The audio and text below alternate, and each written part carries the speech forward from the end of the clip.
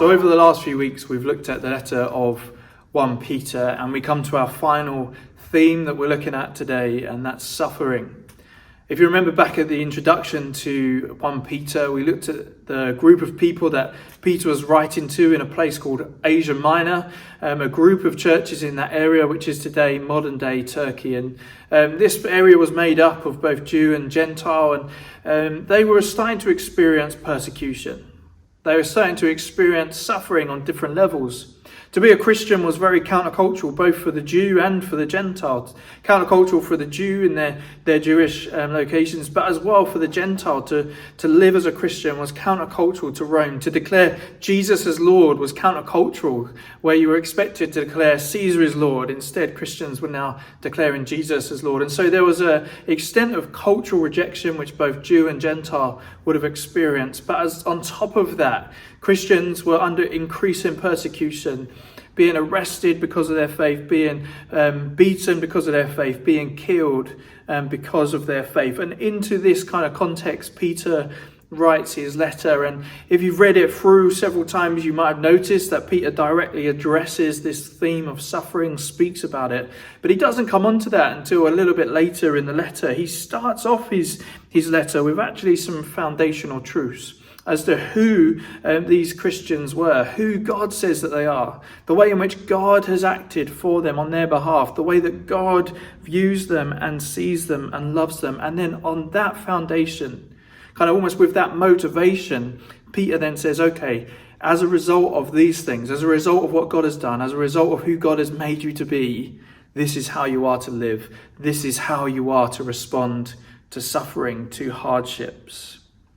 And so although this letter kind of tells us several ways in which we are to act as a Christian, these are very much in response to what God has already done for us, who God has already made us. And out of that realization of who we are in Christ, we are therefore to act in certain ways. It's why Peter starts chapters 1 and 2 talking about what Christ has done, talking about who we are in him. Joel Green, a kind of Bible commentator, writes this. He says that to read 1 Peter is to be told not how we think about God, but what God thinks of us. And so just as we look at this theme of suffering, I want us to look at three things: the view of ourselves, the view of Christ, the view of the end. See, I think that Peter addresses these things. He says, hey, okay, you're suffering. Let me therefore change your perspective. Because I don't know about you, but whenever you're in pain, that's all you can ever really think about, isn't it? When you've got a headache or when your leg hurts or your back hurts, it impacts everything that you do. Maybe if you've got a pain in your back, for example, and you're at work or you're with the kids or you're with the rest of the family, whatever you're doing, you can be a little bit grumpy. I know I certainly can. When I'm in pain, I'm a little bit grumpy, a little bit more snappy. Why? Because everything else that I'm doing is being impacted by this pain that I'm in. And Peter writes and says, I recognize that's what suffering is like, and therefore I want you to shift your perspective and to see things differently. So firstly, the view of ourselves. In chapter 1, verse 3 to 5, one of the kind of sections of the letter that I just find the most encouraging and mind-blowing, where Peter writes and he says, you've been given a new birth into a living hope. Tells us that we are shielded through faith by God's power. This is who we are, that we have been born again into this new family, that we have a living hope, that we can be shielded by God's power. This is our identity because of what Christ has done for us. In chapter 2, verse 9 to 10, we looked at it last week, we're described as a chosen people, God's special possession. And therefore, as a result of who we are, Peter says we therefore need to act differently. We're called to be holy because God is holy and we are his people. We're called to live like foreigners. And this life, this way of living, this living differently may lead to suffering. It may lead to false accusation, is one of the things that Peter says in chapter 2, verse 12.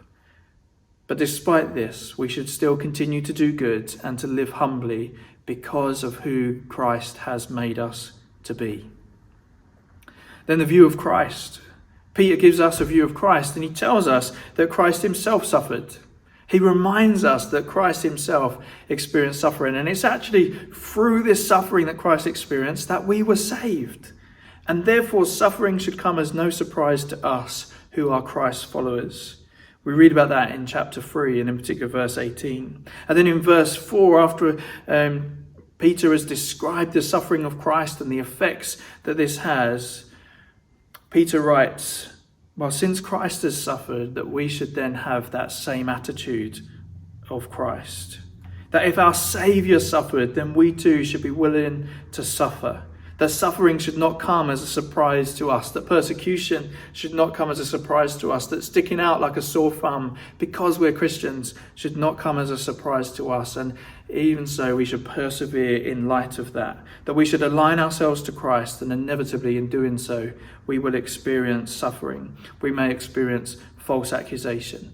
But we should maintain our integrity, continue to do good, continue to live humbly. And there are plenty of encouragements that come along with that. As I said earlier, sharing from chapter 1, verse 3 to 5, we're told that we could be shielded by God's power, that ultimately we will be protected. Why? Because we have a guarantee of an eternal inheritance.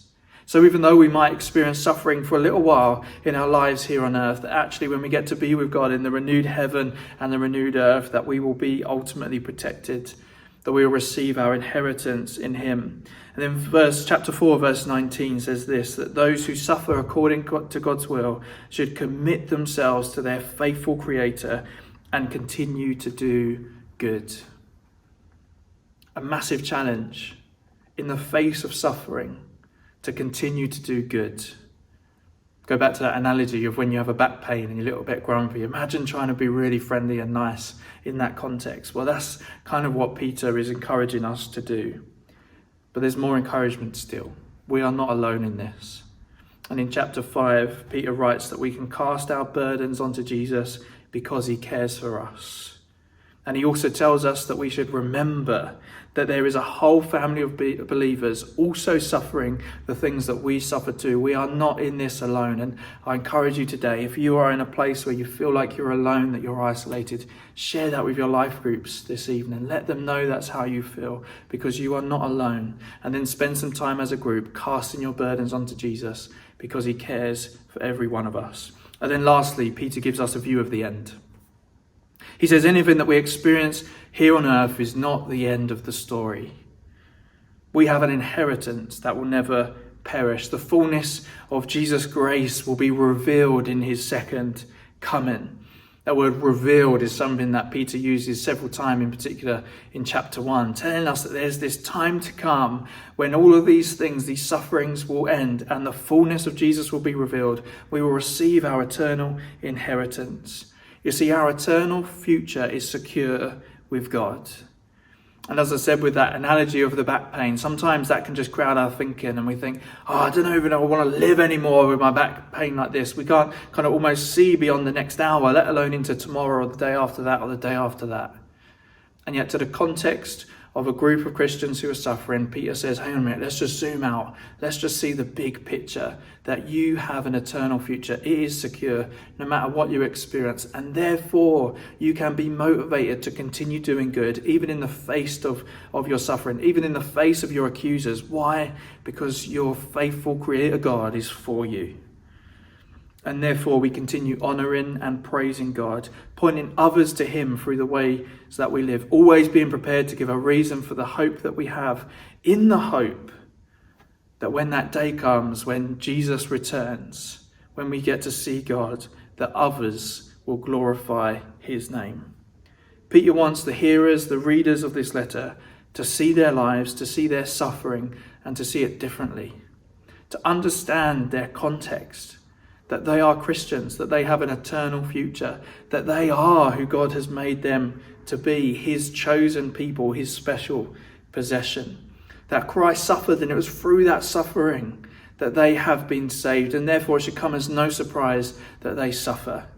And yet they should not grow discouraged or despondent, because they have an eternal future that is secure. And that eternal future is like an anchor for the soul that it talks about in Hebrews. It's their living hope. And even in the meantime, they're not alone. Jesus is with them. They can cast their burdens onto him. And they're not alone. They've got a body of believers, a family of believers who stand with them too. And so we should be humble, continue to do good, and even when suffering, we should commit ourselves to our faithful Creator. That's the end of our intro into suffering. I hope that you have a really good discussion in your life groups. If you've got any feedback about the 1 Peter study, any element of it, I'd love to hear that, just so that we can adapt and adjust things that we do in the future. If you found this really helpful, I'd just be really encouraged to hear that as well. But be blessed. Hope you have a great summer. We've got our Esther study available if life groups want to use that, or if individuals want to use that goes alongside our Sunday services throughout the summer as well. But hope to see you soon. And as I said, enjoy your discussion time.